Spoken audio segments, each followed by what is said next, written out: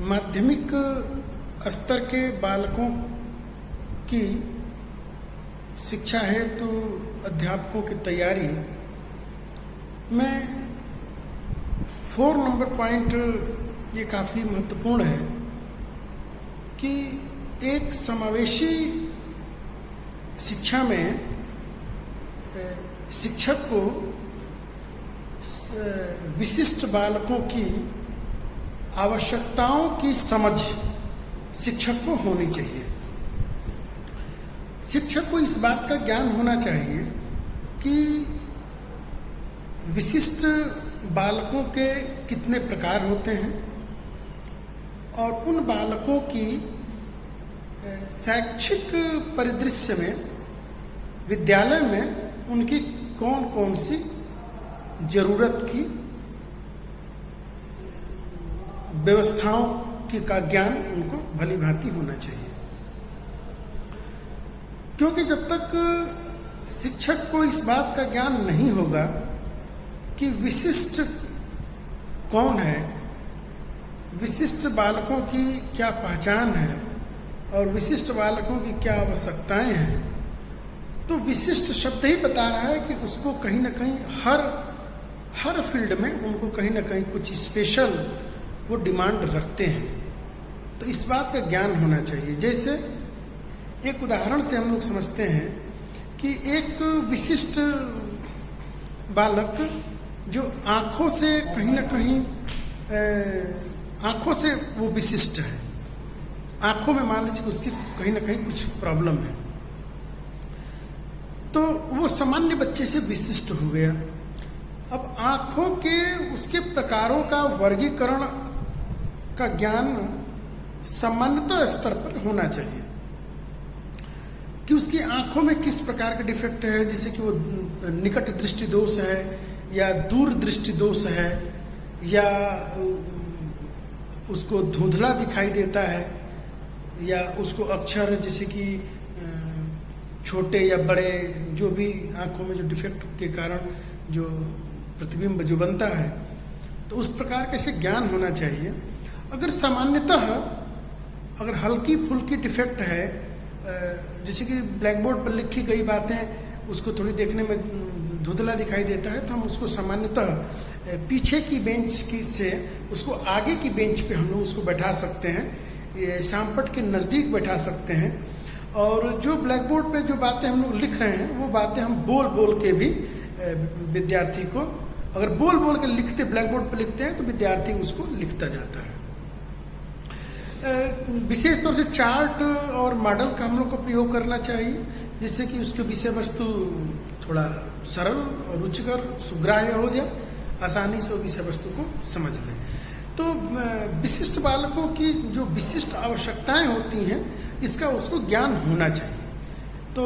ये तो मैंने एक प्रकार बताया, ऐसे शरीर में जितने भी डिफेक्ट होंगे और जहाँ जहाँ से भी दिक्कतें होंगी वो सभी विशिष्ट हैं, तो उन विशिष्टताओं का भी ज्ञान टीचर को होना चाहिए और उसको कैसे इंगेज रखना है। सामान्यतः कभी कभी ऐसे विद्यार्थी जो बहुत ज़्यादा उनको दिक्कतें हों वैसे विद्यार्थी नहीं मिलते, लेकिन कक्ष में एक प्रकार के विद्यार्थी ऐसे मिलते हैं जो कहीं ना कहीं जिनकी IQ ज़्यादा होती है या बहुत ज़्यादा सृजनात्मक होते हैं। तो ऐसे बालक जो बहुत ज़्यादा सृजनात्मक हो गए या उन जिनकी IQ बहुत ज़्यादा है, पढ़ने में बहुत ब्रिलियंट है, तो उन बच्चों को भी टैकल करना थोड़ा सा मुश्किल होता है। तो उनके लिए कुछ अगर ऐसी व्यवस्था नहीं बन पा रही कि उन बच्चों के लिए कोई विशिष्ट व्यवस्था की जाए, तो हम यहाँ पे एक बात कर सकते हैं कि उन बच्चों को कुछ एक्स्ट्रा कुछ कार्यों में मतलब शैक्षिक कार्यों में हम उनको इन्वॉल्व कर सकते हैं। जैसे कक्षा में उनको मॉनिटर भी बनाया जा सकता है, वो अन्य गतिविधियों को देखेंगे टीचर की अनुपस्थिति में या थोड़ा बहुत ऐसे करके। तो ये व्यवस्था ये भी प्राचीन व्यवस्थाओं में रही है, इसका भी उपयोग किया जा सकता है यदि और कोई विकल्प नहीं है। दूसरे उनको असाइनमेंट, मतलब कि कुछ ऐसे असाइनमेंट जिससे कि उनकी और ज़्यादा सृजनात्मकता बढ़े, उनकी वैज्ञानिक दृष्टिकोण का और ज़्यादा विकास हो, तो उस पर अलग से उनको असाइनमेंट दिए जा सकते हैं। उनको और ज़्यादा इंगेज करने के लिए कुछ नई नई किताबें या कुछ और जो एक्स्ट्रा जो उनके ज्ञान में वृद्धि करे, उनकी जिज्ञासा को और ज़्यादा वो करे, तो उनको वो उस पर हम लोग उस पर मुहैया कराया जा सकता है और उसको एक प्रकार से मोटिवेशन भी मिलेगा और उसकी जो उस प्रकार की जो उसकी जो योग्यता और क्षमता है का भी उसका उपयोग किया जा सकता है। और भी बहुत से तरीके हो सकते हैं। ये तो एक आध तरीके जो मैंने बताया, तो ये सामान्यतः इस तरीकों का किया जा सकता है। उनको और भी तरीके हो सकते हैं, जैसे कि अगर आपके यहाँ बहुत अच्छी अगर प्रयोगशाला का व्यवस्था किया जाए और उन प्रयोगशाला में बच्चे को ले जाके उस पर नए नए प्रयोग, और आजकल तो बहुत सी सुविधाएं हो गई हैं ऑनलाइन माध्यमों में, तो इस प्रकार से बच्चे को इंगेज भी रखा जा सकता है और उसको थोड़ा सा एक्स्ट्रा टाइम भी दिया जा सकता है। क्लास जब समाप्त हो जा रही है, शिक्षक जब खाली हो, तो उसको थोड़ा एक्स्ट्रा समय देकर उसकी जो एक्स्ट्रा जो जिज्ञासा है उस पर किया जा सकता है। और उसको जैसे कि मैथमेटिक्स का स्टूडेंट है तो मैथमेटिक्स में होता है ना कि एडवांस मैथमेटिक्स, तो एडवांस मैथमेटिक्स की उस किताबें मुहैया करा के उसको वो कराई जाए, तो इसमें से उससे क्या होगी कि भाई वो इंगेज भी होगा और उसकी जो टैलेंट है उस टैलेंट का सही उपयोग होगा। और समय समय पर निकलने वाली जो भी जैसे कि नवोदय विद्यालय या सैनिक स्कूल या कुछ और भी जो सरकार के द्वारा स्पेशल वो कराए जाते हैं, तो उसमें बच्चे को उसको मोटिवेट करना कि भाई आप वहाँ पे फॉर्म भरिए और वहाँ पे अगर हो जाएगा तो आपका लाइफ जो भी उसकी अच्छाइयाँ हैं बातों को पता, तो इस प्रकार से भी हम लोग इस बात को हम लोग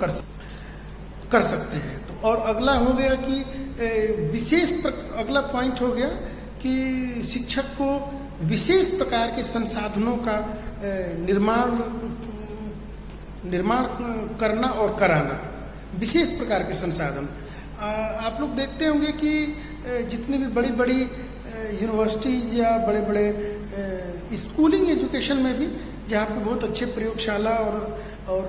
और अच्छी और रिसोर्स होते हैं, तो वहाँ पर विद्यार्थी देखिए कितने अच्छे अपनी क्रिएटिव प्रतिभा से बहुत कुछ ऐसा नए नए इनोवेशन कर लेते हैं। जैसे कि ये आप लोग जो आज जो देख रहे हैं ये ड्रोन कैमरा, तो ड्रोन कैमरा ये उसी प्रकार का ये है, बच्चों ने एक्सपेरिमेंट करके ही इसको ये बनाया था। ऐसे भी जितने भी नए नए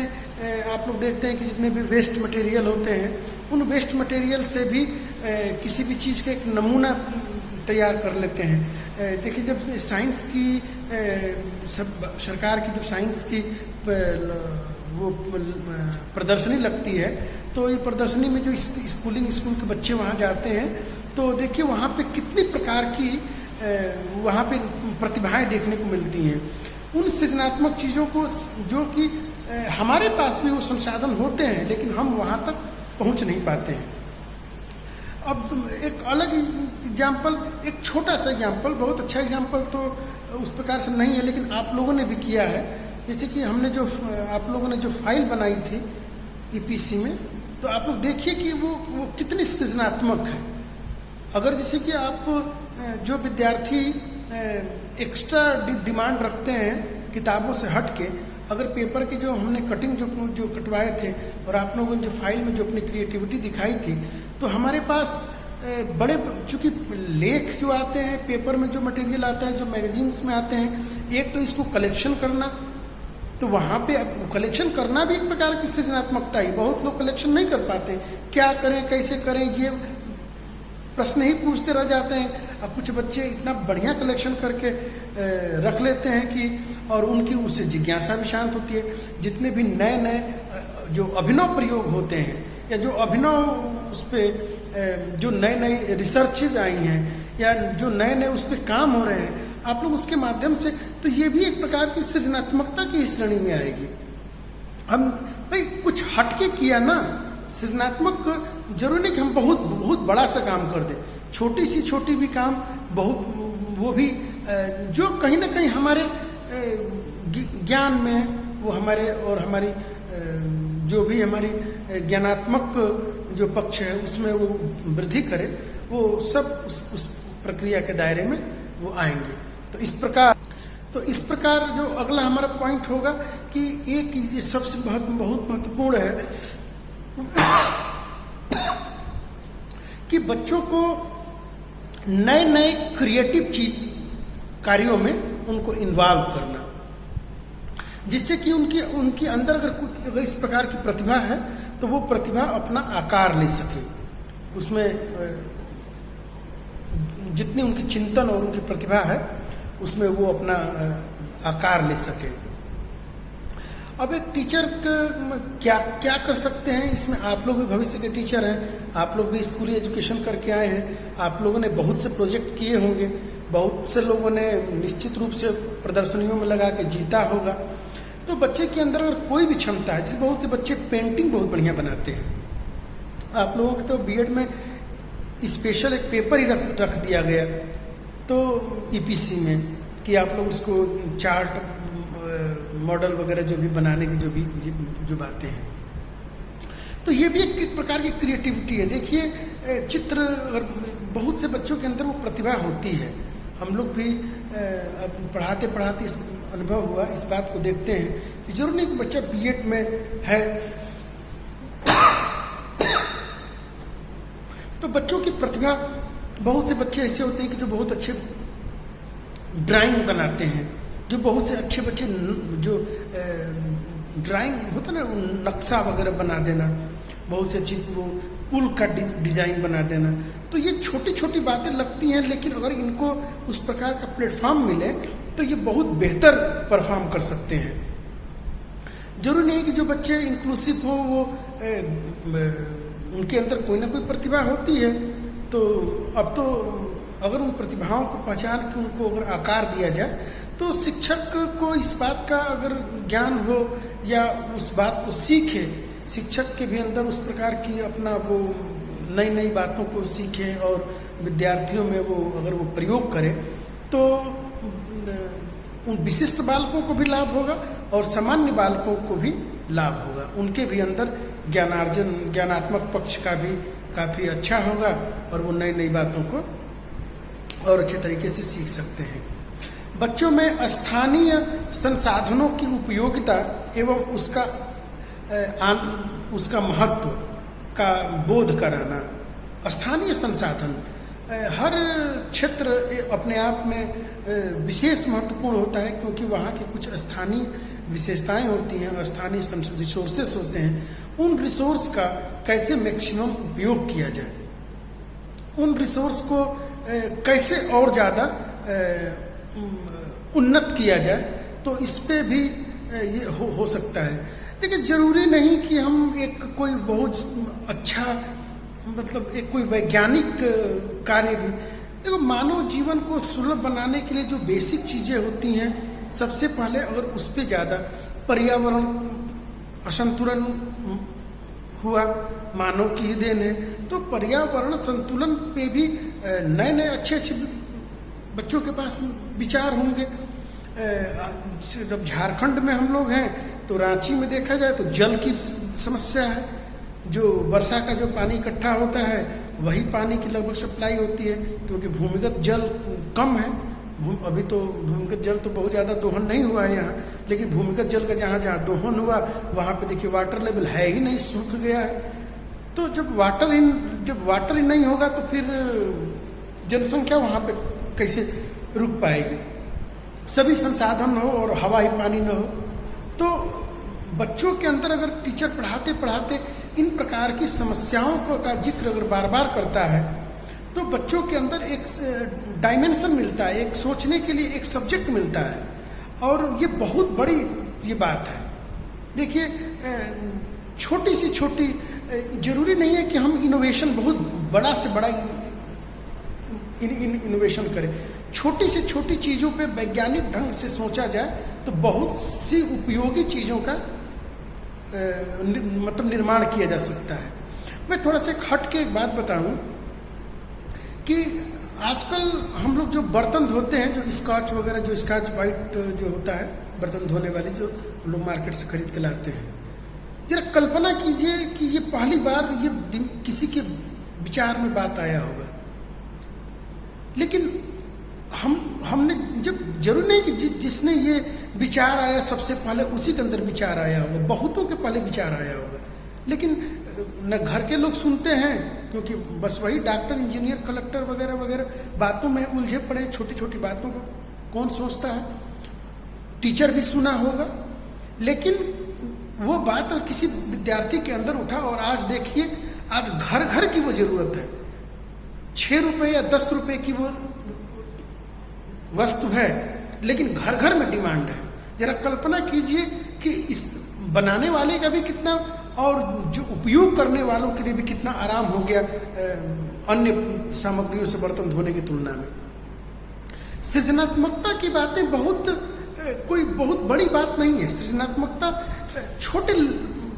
लेवल से भी, छोटे पैमाने से भी इसको सोचा जा सकता है, छोटे पैमाने से भी इसको तय किया जा सकता है। अब वाटर रिसोर्स, अगर वाटर पर देखा जाए तो भाई सीमित जल है, वर्षा का ही जल है, तो क्या जरूरी है कि जो सरकार के यहाँ जो बातें होती हैं, जो लोग वहाँ पे नीति निर्धारक लोग बैठे हैं, उन्हीं के पास वो आइडिया है? ये नहीं, ये आइडिया बच्चों के पास से ही आती है। और जितने भी साइंस प्रदर्शनी है, जो भी बातें लगती हैं, ये सरकार वो लगवाती है इसीलिए कि वहाँ से एक आइडिया निकल के आए, और उनमें जो सबसे बेस्ट आइडिया आता है, उन आइडिया को सरकार वहाँ से उठाती है, और फिर वो वैज्ञानिकों को या निर्माण कार्य के लिए कंपनी को वहाँ से दे दिया जाता है। तो हम लोग भी अपने छोटी छोटी सी बातों को भी हम लोग ईजाद कर सकते हैं। सोचना चाहिए कि इसमें और मतलब और क्या किया जा सकता है। जो दिव्यांग बच्चों के लिए हम अपने विद्यालय में और क्या कर सकते हैं, तो और क्या कर सकते हैं, आप लोग इस पे विचार करें, और विचार करके मुझे बताएं। वो अलग बात है कि आप मुझे बता रहे हैं, वो विचार वो आपका अपना इनोवेशन होगा। आप जब टीचर बनेंगे तो आपके सोच, आप इस पैमाने पे मत आइए कि हमारे टीचर है तो इतना ही बता। मैंने तो आपको एक सोचने के लिए मैंने आपको एक प्लेटफॉर्म दिया, और एक दो एग्जाम्पल देके मैंने आपको वो विचार दिया। आप उस पर विचार करके एक अपना एक बनाइए, और कल के डेट में आप लोग भावी अध्यापक हैं, आप लोग जब शिक्षक बनेंगे तो आप लोग अपने विद्यालय में इसको इम्प्लीमेंटेशन कीजिए, तो आपके बच्चे वहाँ पे और बेहतर कर सकते हैं। एक बात को तो ये समझिए कि शिक्षक और विद्यार्थी, आप ये अगर देख रहे हैं कि शिक्षक विद्यार्थी से ज़्यादा जानता है, तो कहीं ना कहीं ये भूल है। और विद्यार्थी को भी इस बात को नहीं सोचना चाहिए कि हमारे शिक्षक से मैं ज़्यादा जानता हूँ, हमारे शिक्षक कम जानते हैं। देखिए, शिक्षक से विद्यार्थी हमेशा, क्योंकि वो नेक्स्ट जनरेशन का है। आप जब अपने समय में टीचर बनेंगे तो आपके समय में जो अगली जनरेशन आएगी वो आपसे वो हमेशा सवाया होगी। आप इस बात को मानते होंगे कि जो न्यू जनरेशन के जो बच्चे आ रहे हैं, जो छोटे छोटे 2-3 साल के जो बच्चे हैं, वो ऐसी थिंकिंग करते हैं, इस प्रकार की बातें बोलते हैं कि संभवतः हम लोग 7, 8, 10 वर्षों में उस बातों को नहीं बोलते हैं। तो इस बात को तो टीचर बस का एक है कि भाई टीचर उसको एक विचारने का प्लेटफॉर्म दे, और विद्यार्थी की तो भाई सृजनात्मक एक बीज में क्या छुपा हुआ है इसको तो कोई नहीं जानता।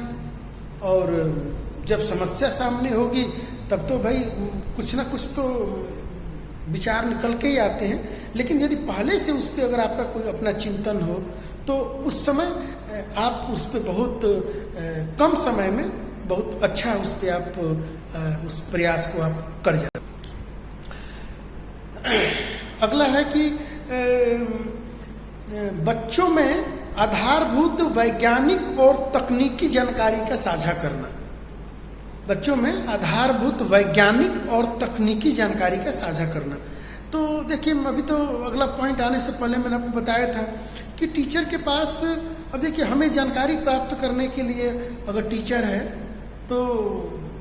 अगर रिसोर्स की, सिर्फ मैं बार बार देता हूँ कि रिसोर्स और गवर्नमेंट की पॉलिसी और गवर्नमेंट का आर्थिक सहायता सबसे महत्वपूर्ण है। आप रिसोर्स, आपको कोई भी आइडिया या रिसोर्स आपके अंदर से वो जन्म नहीं लेगा, आपके अंदर वो है, लेकिन उसको सोचने के लिए हमें स्टिमुलस होना चाहिए। जब तक हमारे सामने कोई स्टिमुलस नहीं होगा, हमारे जो आइडिया हैं, जो हमारे विचार हैं, वो ऐसे ही नहीं आएंगे। एक स्टिमुलस का होना जरूरी है। तो हमारे पास सीमित रिसोर्स है, तो हमारे पास जैसे कि वैज्ञानिक सहायता, टेलीविज़न है, रेडियो है, तो टेलीविज़न पे डिस्कवरी, रेडियो पे जो इनोवेशन की जो बातें आती हैं, या हमारे पास जो सबसे सस्ती जो सुलभ होती है वो है न्यूज़पेपर। तो न्यूज़पेपर उस प्रकार के जो वैज्ञानिक जो जानकारियाँ, जो इनोवेशन ये आ रही हैं। तो अब देखिए, ये कोविड-19 की महामारी आई, पूरा विश्व इससे परेशान है। तो प्रधानमंत्री जी ने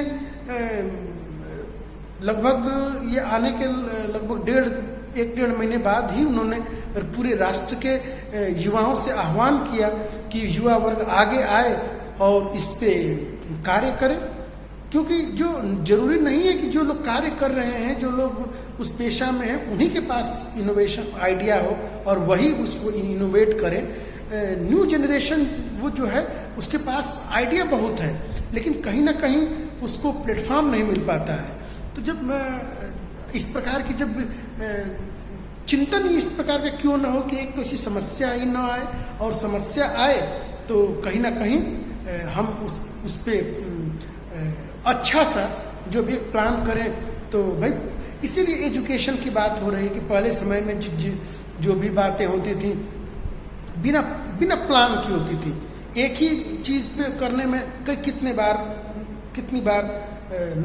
उसको नुकसान हो। जैसे कि उदाहरण के रूप में ले लीजिए, ये हमारे देश की अब तक की ये अपने आप में एक बहुत बड़ी चुनौती है, ये और दुर्भाग्य भी है कि जैसे कि हमारे यहाँ पहले सड़कें बन जाती हैं, सड़कें बना दी जाएंगी, फिर उन सड़कों की खुदाई होती है, फिर उसमें तार डाले जाते हैं, फिर वो सड़क बनेगा, फिर उसको तोड़ के फिर उस पर डिवाइडर बनाया जाएगा,